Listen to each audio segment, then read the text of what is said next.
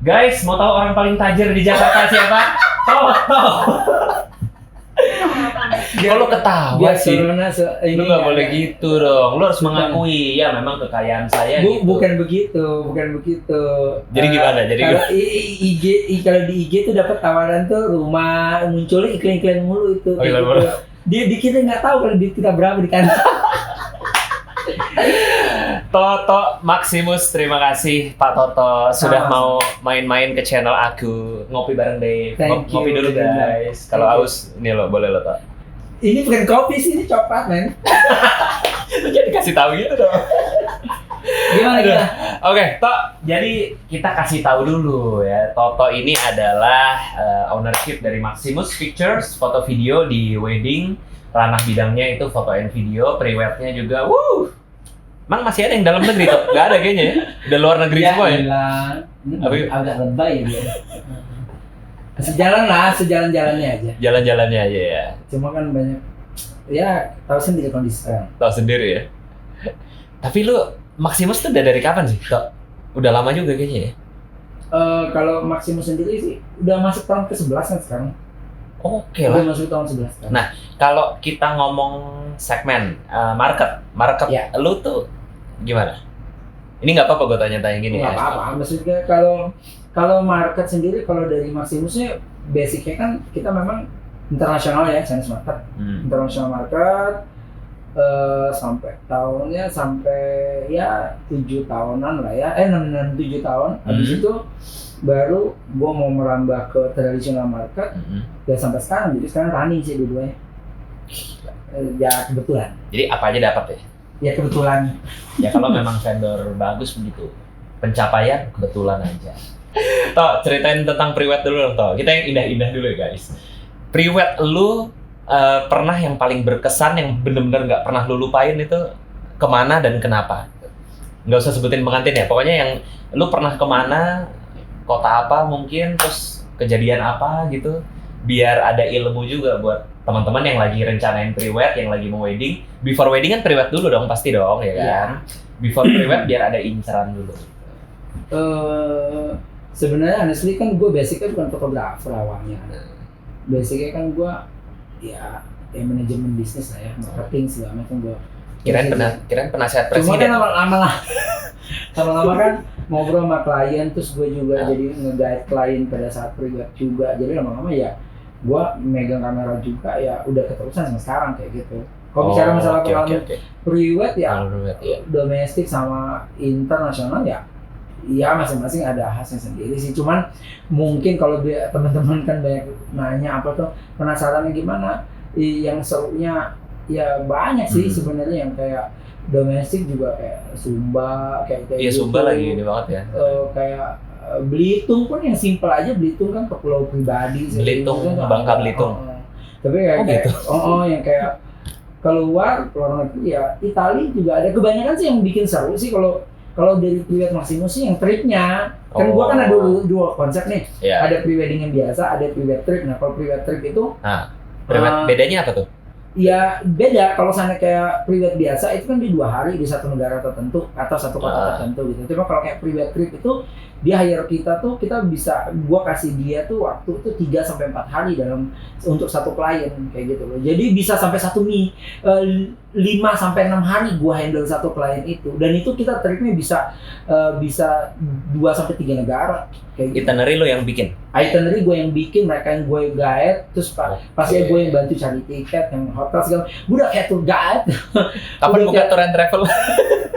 Ya kayak gitu, kebanyakan klien, terutama kan gue yang banyak kayak klien soalnya nggak tahu ya, gue yang pengalaman gue ya klien di gue itu pasti kalau pre-wed ya pasti utama. Cuman ibaratnya bukan hanya nggak melulu tentang pre-wed. Kalau klien yang gue handle kebanyakan mereka mau ngerasain ya pengalaman tripnya kayak gitu. Iya, karena itu menarik juga ya. Menarik banget, seru banget. Kita yang namanya kita jalan sendiri, kita kayak sana kayak New Zealand, kita naik camper van, kita nginep di situ, segala macam, kita masak bareng, kita villa ya masak bareng segala macam deh. Begitu. Itu gua yang ya itu coba bantu cari informasi segala macam kayak gitu. Belum pernah tuh New Zealand tuh.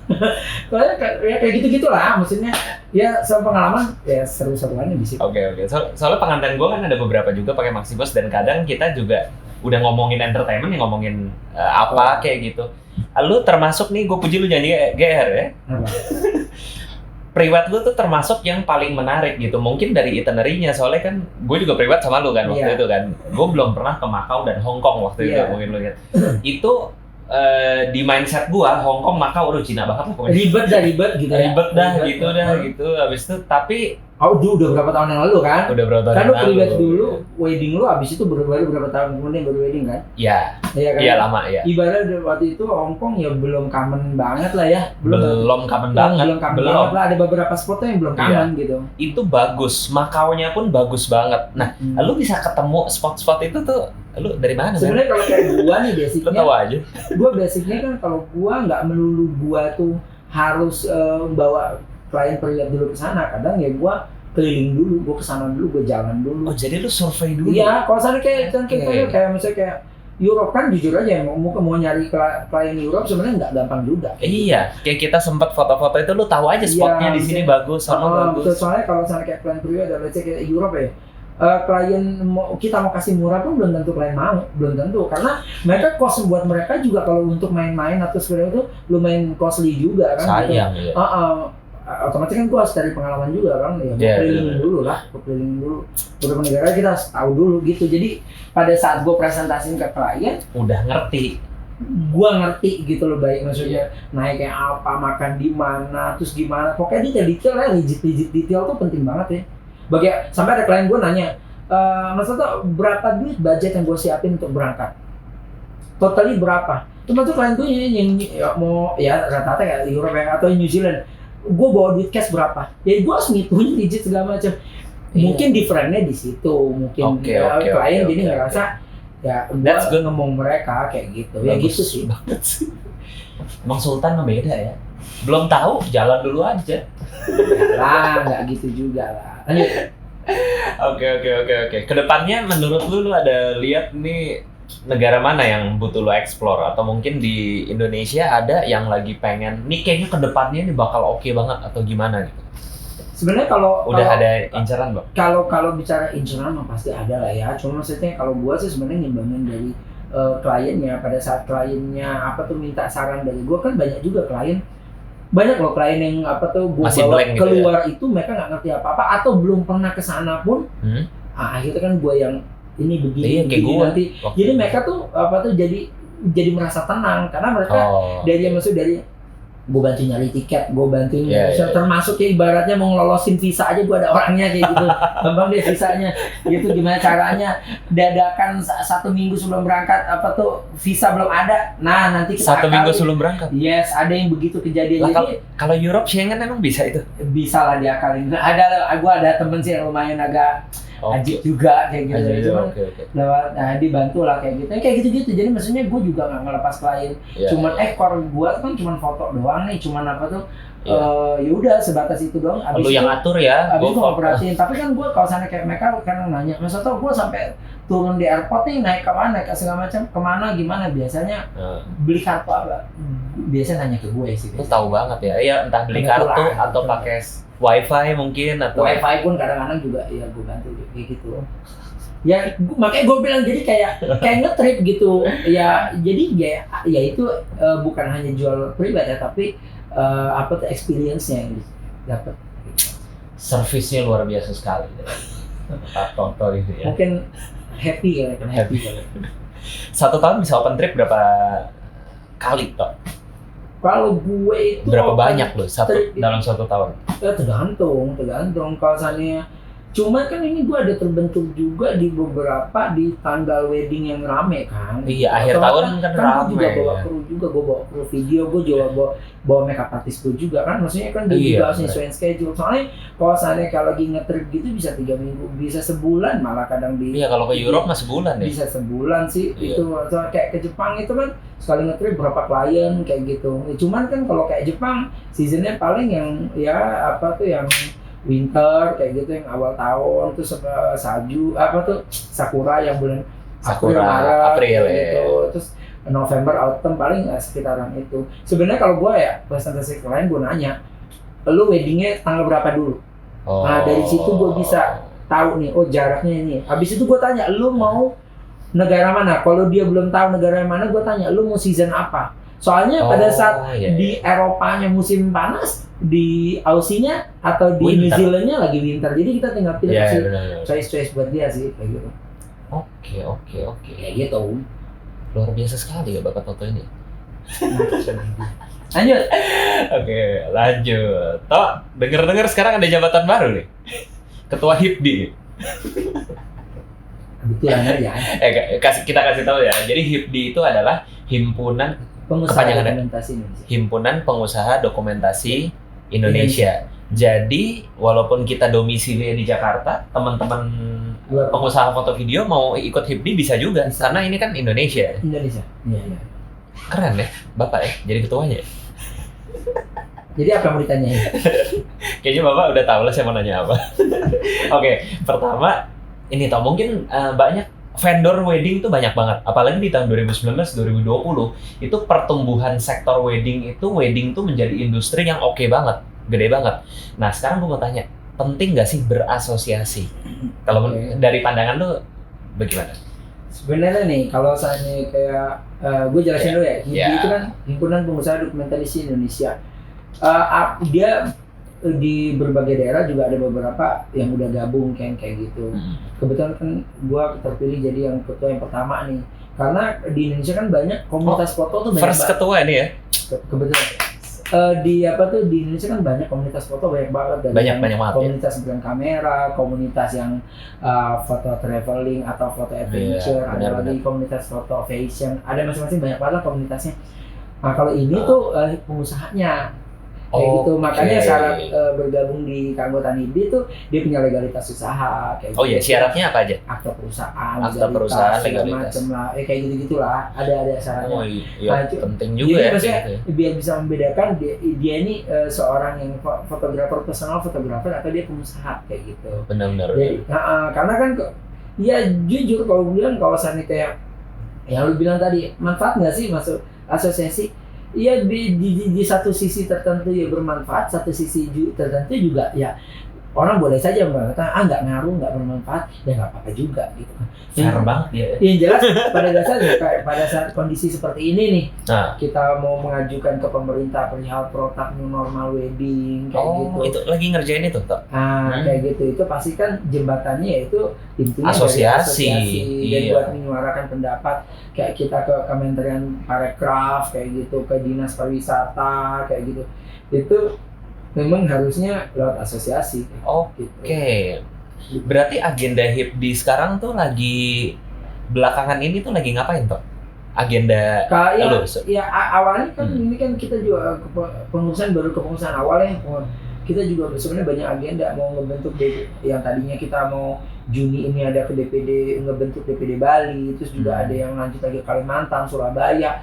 Jadi ke pending gara-gara Corona ya. Nah, jadi kalau sekarang kalau misalnya ditanya gimana sih agenda HIPDI sekarang, kita sekarang concern bukan dari sisi pengembangan HIPDI-nya sebenarnya. Itu running aja di belakang. Yang benar ya adalah kita concern bagaimana kita sosialisasi ke pemerintah dan ke pelaku industri ini bahwa new normal wedding untuk kita bikin kayak gitu, kayak kemarin kita bikin kerjasama dengan asosiasi lain kan. Kita bikin protap new normal weddingnya untuk kesiapan, nunjukin ke pemerintah nih, kesiapan pemerintah bahwa industri ini siap bangkit dengan konsep acara baru yang kita buat.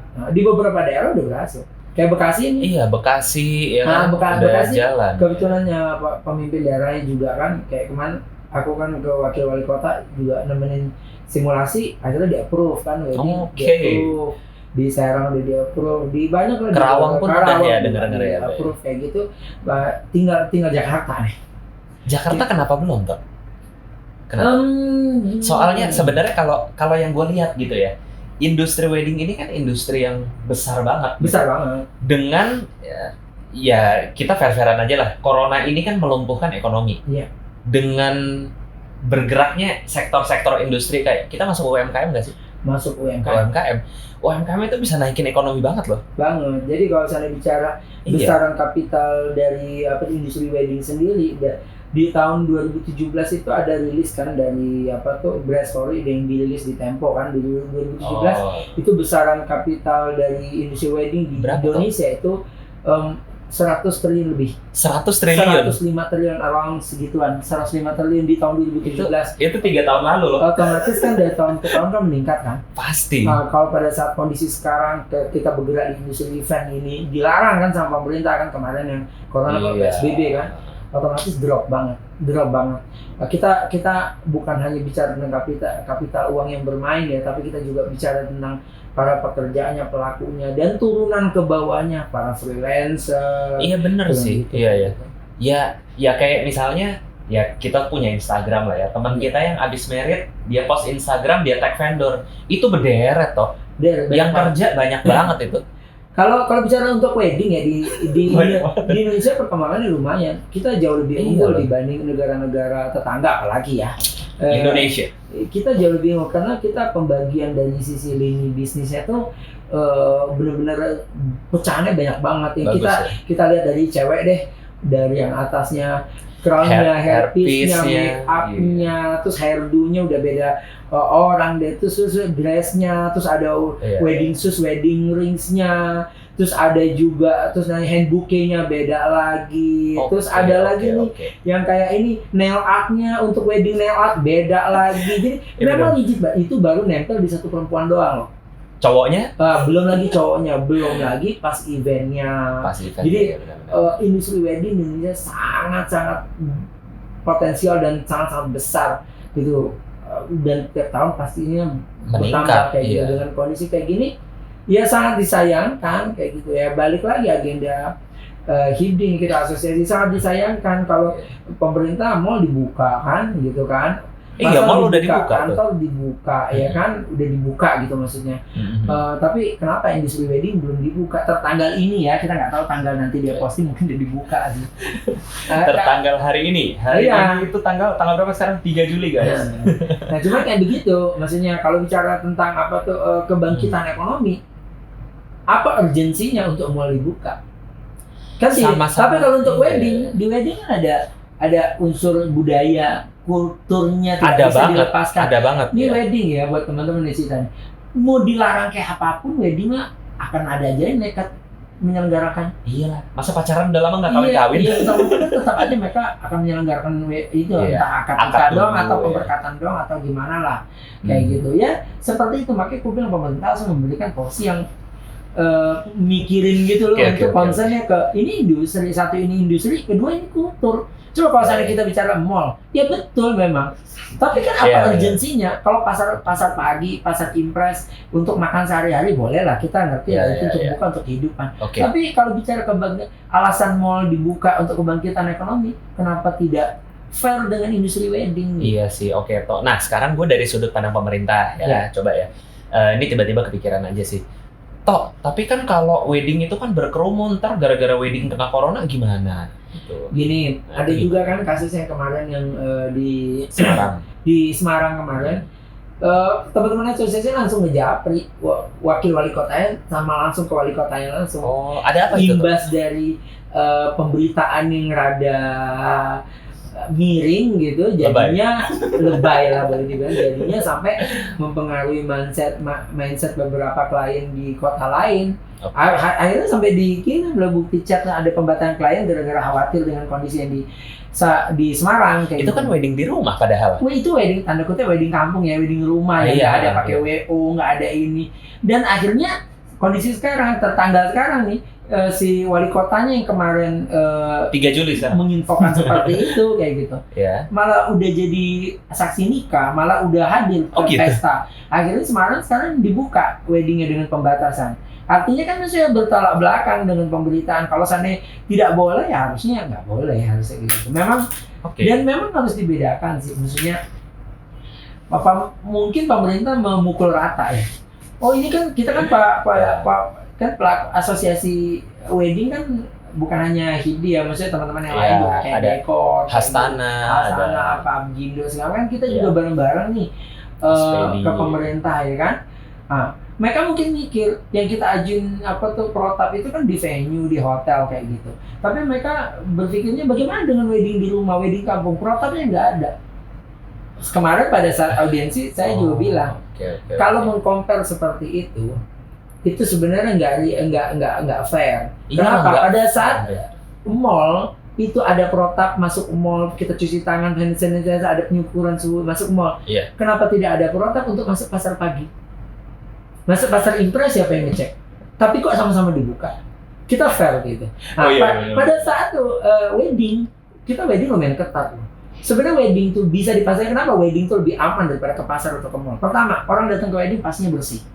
Pastinya mandi. Ya kan? Pasti pakai baju, bukan baju kemarin pastinya. Itu baju baru dong, pasti dong. Pasti wangi kayak gitu.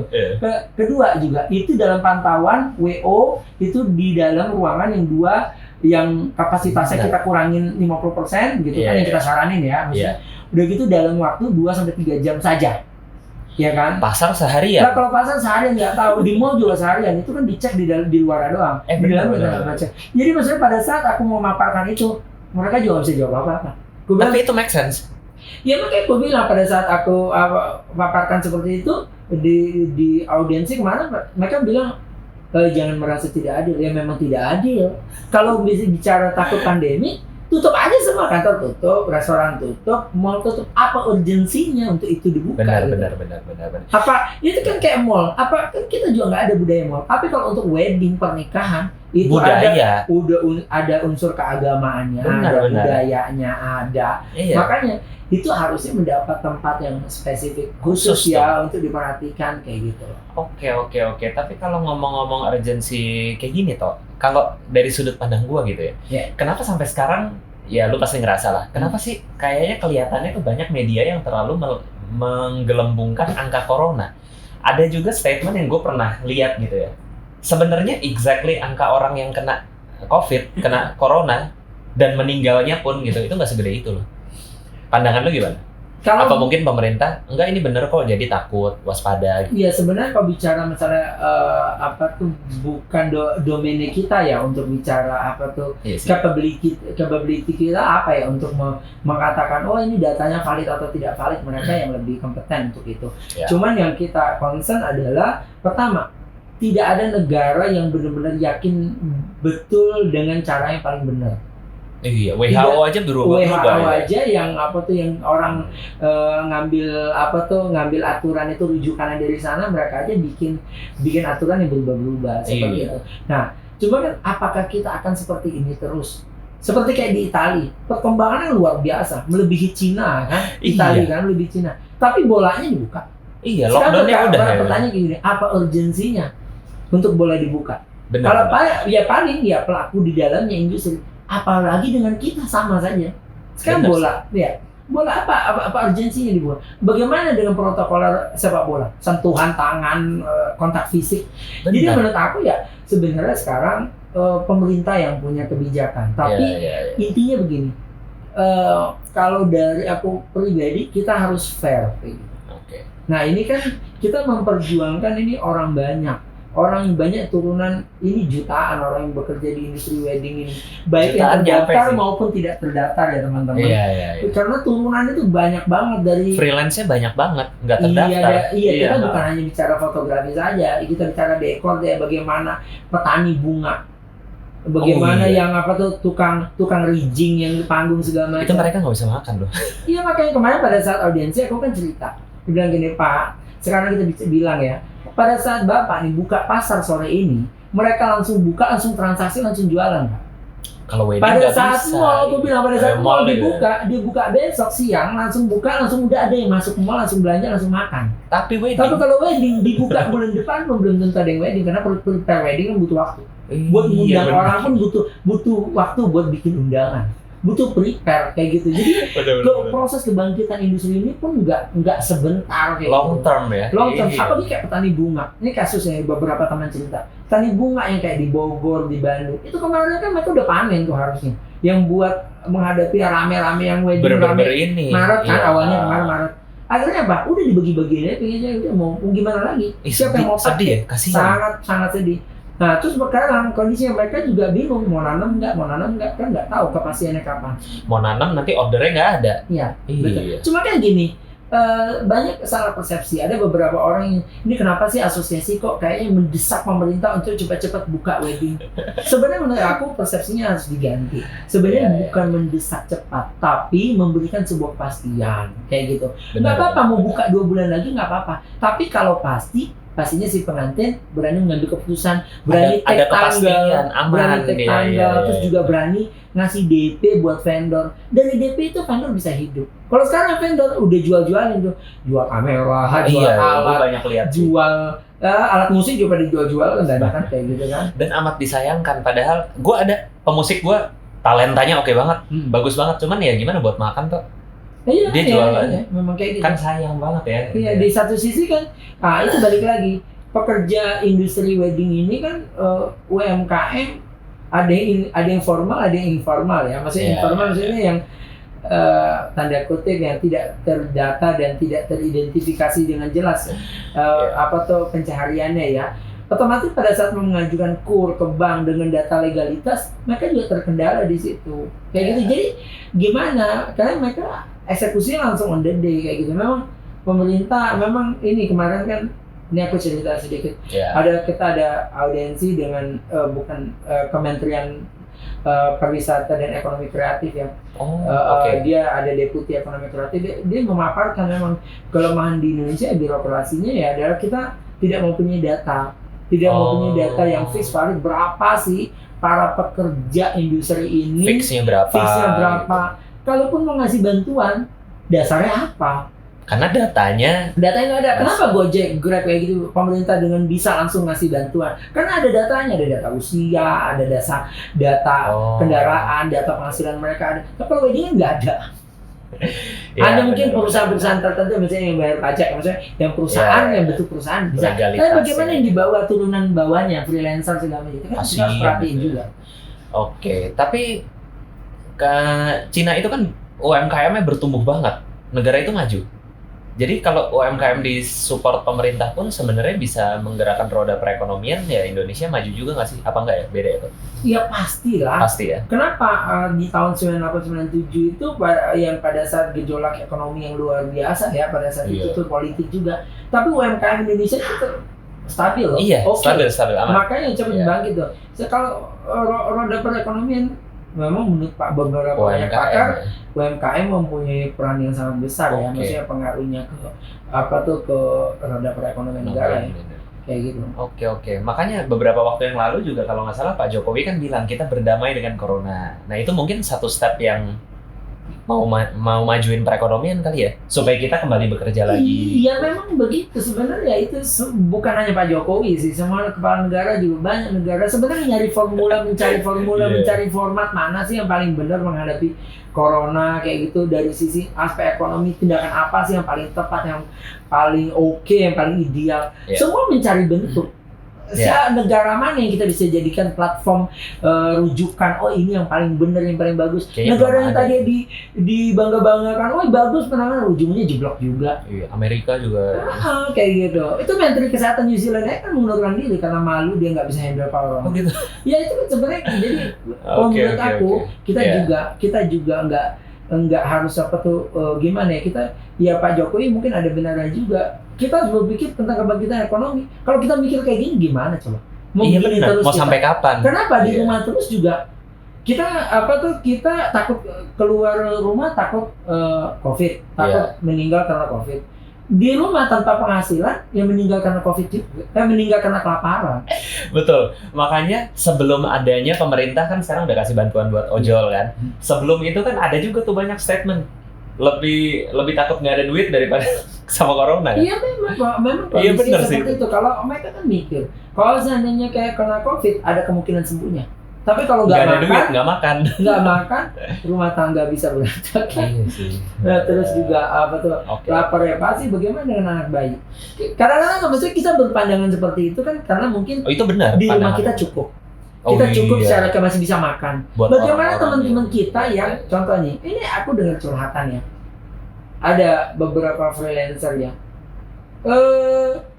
rumahnya ngontrak, Udah mau habis kontrak, nggak ada duit lagi buat bayar. Buat makannya nggak ada. Mau pulang kampung nggak boleh kemarin. Gimana coba? Oke. Gua ada nonton. Di rumah tempat tinggal begitu. Iya, nggak bisa kemana-mana. Nggak bisa kemana-mana, mau makan juga nggak ada duit. Mau pulang kampung pun, mungkin kalau di kampung bisa lah makan sederhana ya. Tapi pulang kampung nggak bisa. Nggak boleh, kemarin Nggak itu boleh kan juga. sempat. Gimana coba? Kalau nggak salah, Sule itu nampung komedian-komedian yang kayak gitu kasusnya.